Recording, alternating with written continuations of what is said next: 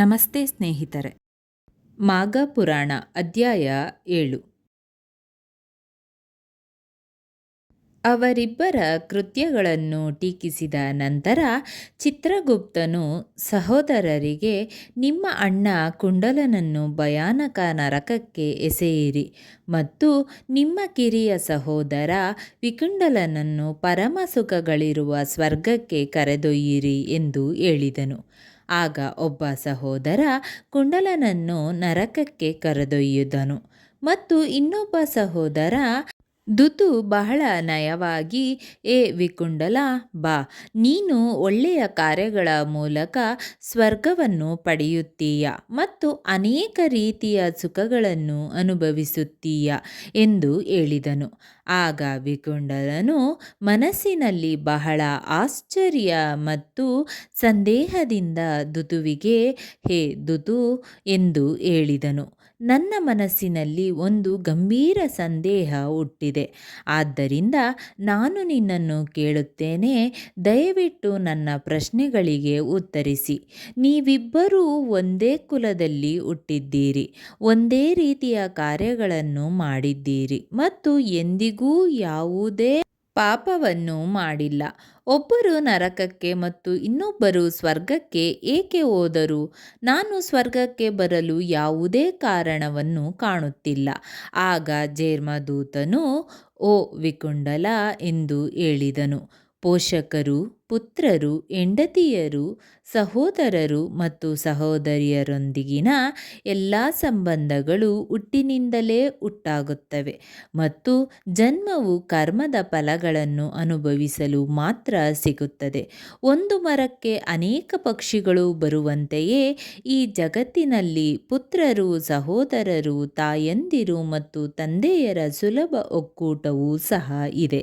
ಇವುಗಳಲ್ಲಿ ಒಬ್ಬ ವ್ಯಕ್ತಿಯು ತನ್ನ ಕರ್ಮಕ್ಕೆ ಅನುಗುಣವಾಗಿ ತನ್ನ ಕರ್ಮದ ಫಲವನ್ನು ಪಡೆಯುತ್ತಾನೆ. ನಿಮ್ಮ ಸಹೋದರ, ನಿಮ್ಮ ಪಾಪಗಳು, ನಾನು ನನ್ನ ಕರ್ಮಗಳಿಂದಾಗಿ ನರಕಕ್ಕೆ ಹೋದೆ. ನೀವು ನಿಮ್ಮ ಕರ್ಮದಿಂದಾಗಿ ಸ್ವರ್ಗಕ್ಕೆ ಹೋಗುತ್ತಿದ್ದರೆ, ನಾನು ಎಂದಿಗೂ ಯಾವುದೇ ನೀತಿವಂತ ಕಾರ್ಯವನ್ನು ಮಾಡದಿದ್ದರೂ ನಾನು ಯಾವಾಗಲೂ ಪಾಪಗಳಲ್ಲಿರುತ್ತೇನೆ. ಇದನ್ನು ಮುಂದುವರಿಸಿದೆ, ನಾನು ಸೂರ್ಯನ ಕರ್ಮವನ್ನು ತಿಳಿದಿಲ್ಲ. ಪದವು ಶ್ರೀ ಪ್ರತಿನಿಧಿ, ನನಗೆ ಇತರರ ಕ್ರಿಯೆಗಳು ತಿಳಿದಿವೆ. ಹೌದು, ಅದನ್ನು ಪಡೆದ ನಂತರ ನನಗೆ ಹೇಳು. ನಂತರ ನನಗೆ ಎಲ್ಲ ಜೀವಿಗಳನ್ನು ಚೆನ್ನಾಗಿ ತಿಳಿದಿದೆ ಎಂದು ಹೇಳಲು ಪ್ರಾರಂಭಿಸಿದನು. ನನಗೆ ಗೊತ್ತು, ನಿನಗೆ ಗೊತ್ತಿಲ್ಲ.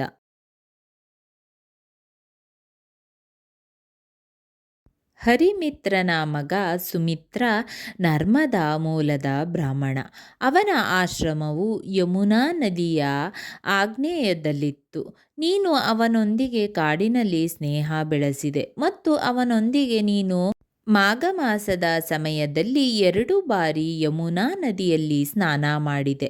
ಮೊದಲ ಸ್ನಾನವು ನಿನ್ನ ಎಲ್ಲ ಪಾಪಗಳನ್ನು ತೊಳೆದುಕೊಂಡಿತು ಮತ್ತು ಎರಡನೇ ಸ್ನಾನವು ನಿನ್ನನ್ನು ಸ್ವರ್ಗಕ್ಕೆ ಕರೆದೊಯ್ಯಿತು.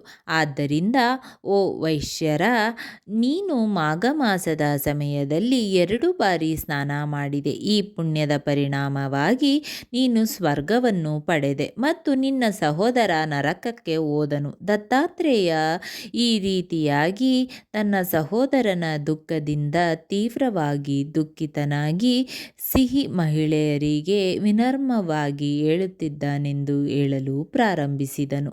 ದೂತರೇ, ಉದಾತ್ತ ಪುರುಷರೊಂದಿಗೆ 7 ಹೆಜ್ಜೆ ನಡೆಯುವುದು ಸ್ನೇಹಕ್ಕೆ ಕಾರಣವಾಗುತ್ತದೆ ಮತ್ತು ಅದು ಪ್ರಯೋಜನಕಾರಿಯಾಗಿದೆ.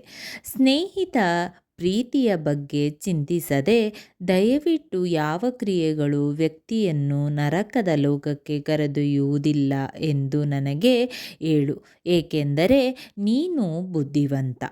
ಇಲ್ಲಿಗೆ ಮಾಘ ಪುರಾಣ ಅಧ್ಯಾಯ 7 ಮುಕ್ತಾಯ.